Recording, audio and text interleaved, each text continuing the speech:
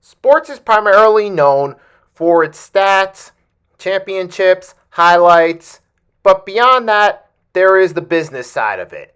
Being able to draw people to the arenas, being able to get people to tune in, having a certain appeal that gets people to want to watch you.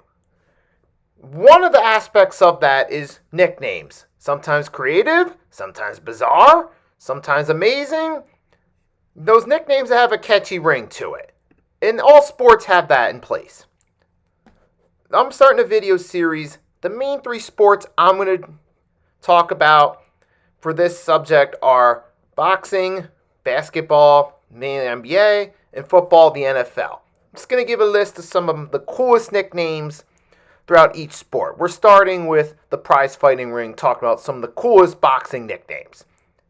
P.S. These are real boxers, so sorry to fans of the Rocky series, the Italian Stallion will not be on here. Even though that was a cool fictional nickname, this is focused on real boxers. So let's start with it. Some of the coolest nicknames.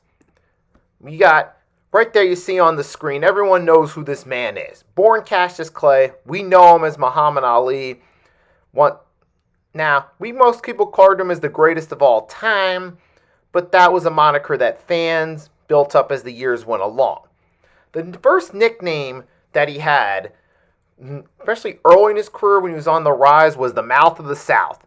When Muhammad Ali, at the time still Cassius Clay, was known for his charismatic persona, kind of WWE-like persona, that he used to hype up his fights, that got people intrigued to his press conferences and got people to tune in.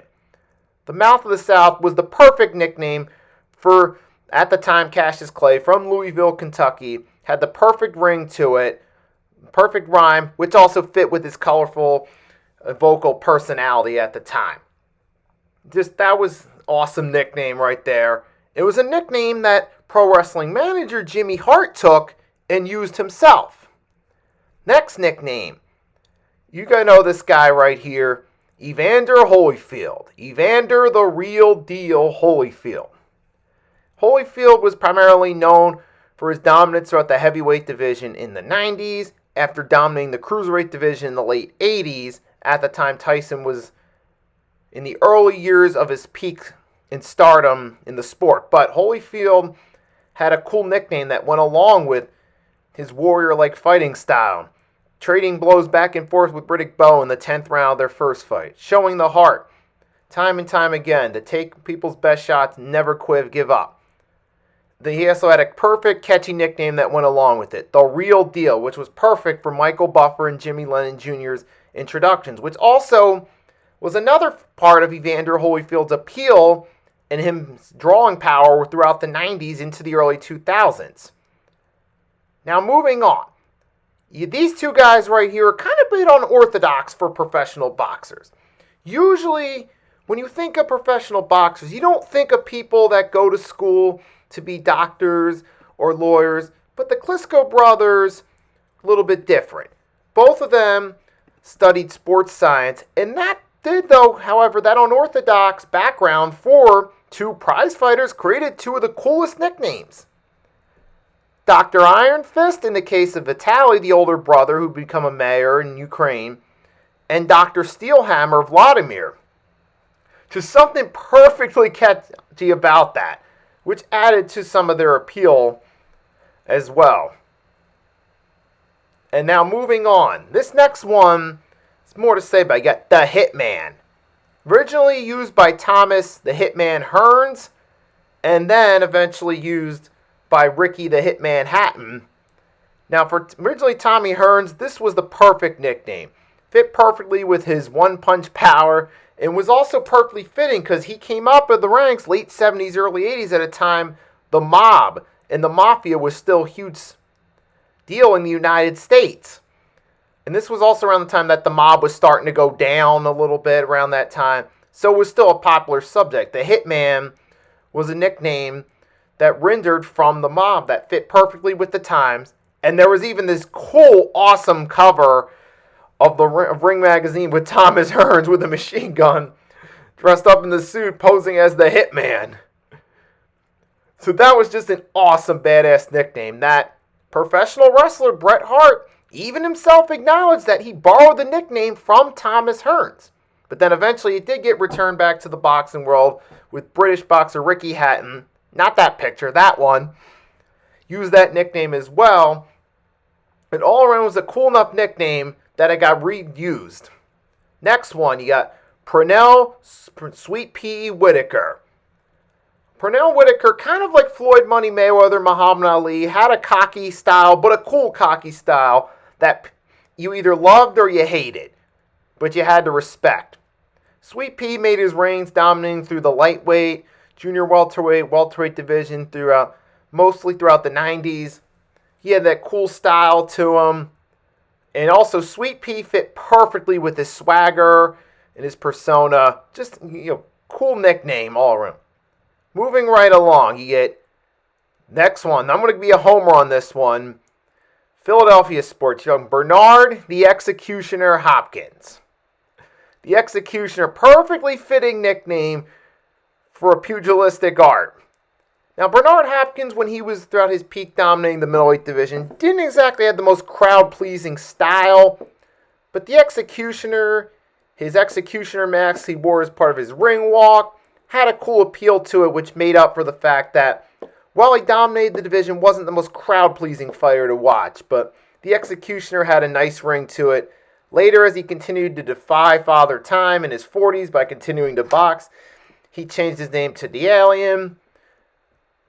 But that was also kind of cool. But the Executioner had that perfect vibe to it. His Executioner masks were awesome. For some people, that was more entertaining than his fights. But hey, if your style isn't the most crowd-pleasing, sometimes your persona is what it takes to draw people in.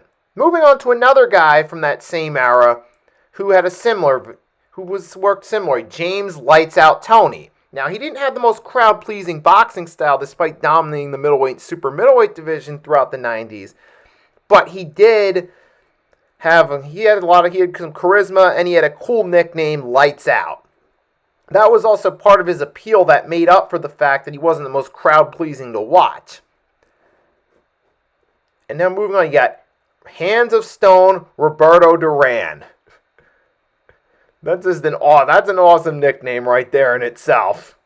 Moving on. There wasn't really much to say about Duran. Because this isn't really so much a summary of their careers. It's more just a run through of some cool nicknames. Moving on. But, it fit perfectly with, especially at the time, though, with Duran, his dominance, especially at the lower weight class, like the lightweight division, where he was getting guys out of there, stopping guys. Just had that perfect ring to it. It also went along with his intimidating aura. Now moving on, Manny Pac-Man Pacquiao. You guys all know the Pac-Man game. The little guy who just tears up his competition. Manny fit perfectly for Pacquiao. Pacquiao was a very short guy. And you look at him in the streets, he doesn't seem like the guy that would be a fighter. He doesn't look big or intimidating on the streets. But in the ring, he was a menace. He was stopping guys at his peak, working his way throughout the lower weight classes. Guys such as Marco Antonio Barrera, Eric Morales, Oscar Larios, Oscar De La Hoya, Ricky Hatton, Miguel Cotto. That nickname Pac-Man fit perfectly for the short guy who was just tearing through his competition, much like the Pac-Man character on the video game. Perfectly fitting nickname. And then next, Smokin' Joe. Yep, Joe Frazier, the second biggest star, or the third biggest star of the heavyweight division in the Ali era. Once Sonny Liston, Floyd Patterson peaked out alongside Ali and Foreman. Smokin' Joe had kind of a cool vibe to it. That was mainly when people talk about Joe Frazier, the first thing they say is, oh yeah, Smokin' Joe Frazier. Which proves right there alone that his nickname had the perfect ring and perfect appeal to it.